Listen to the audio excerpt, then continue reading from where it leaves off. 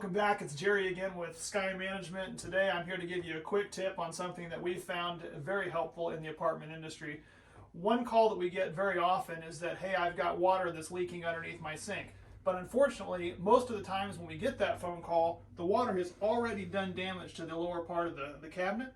And then oftentimes we find out about it from the people that live below. If you have a multi-unit apartment complex that has several levels, you may not even know that there's water damage coming from underneath your cabinet until the people in the lower unit say, hey, I've got water coming in my ceiling. Now this is a bad thing because by the time it gets to that point, you're probably on the hook for hundreds, if not thousands of dollars, from calling plumbers to fixing drywall to fixing ceilings. Not worth it. One of the best things we've come up with is finding some kind of a solution to coat the underneath side of your cabinet.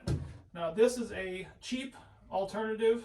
This is a $30 piece from Menards that is specifically designed to go underneath the cabinet and catch water, and then tapered off at the end to then direct the water underneath your cabinet out onto the floor of that unit. So it not only protects the bottom side of the cabinet, but also then redirects the water to the outside unit so that the people that are in that unit can tell that there's water and they'll call.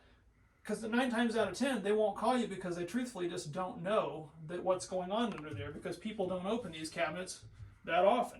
So what I'm going to do today is show you how real quick this cheap $30 piece can get installed in here. This covering that we got is a standard size that you can get from Menards. Now you can get different sizes from Lowe's or Home Depot.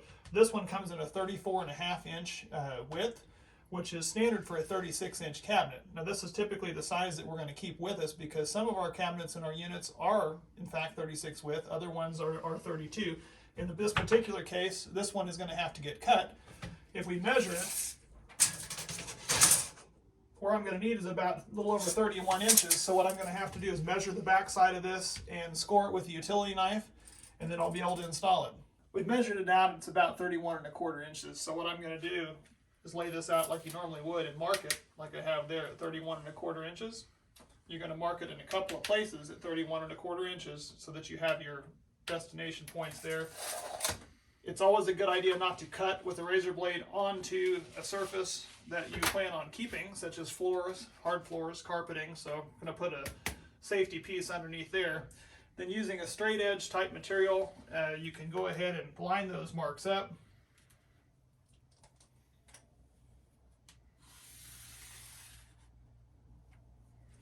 And draw a line. And then using a straight edge, you can go ahead and cut that either freehand, or you can use your line to go ahead and cut it, just to score it along that line.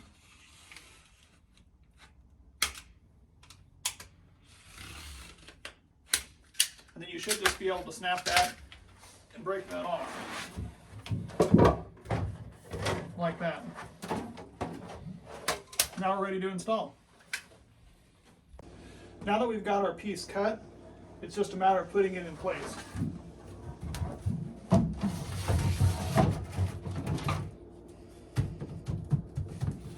Now that it's in place, the divots that are in this will hold some liquid, but obviously every house and every apartment I've ever been in claims to be level is never perfectly 100% level. So the best thing I can suggest that we do is just take some silicone or some caulking, and you just put a bead of caulk around the outside edge of this. One, it'll hold it in place, but two, we all know that water goes to the lowest point.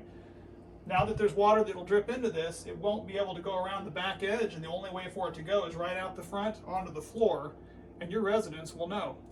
Now, if you buy one of these that's a tray from Menards or Lowe's, a lot of times they have a lip across the front. You've got two ways around this. One, you can go ahead and cut a small notch in the front to allow the water to go through, or you can drill a few small holes, as we've done, into this kick plate, which then allows the water that would pool up in here to then drip down onto the floor and give you the same result. But again, this is a very cheap way to do it to prevent you a lot of damage and save you a lot of money in the future.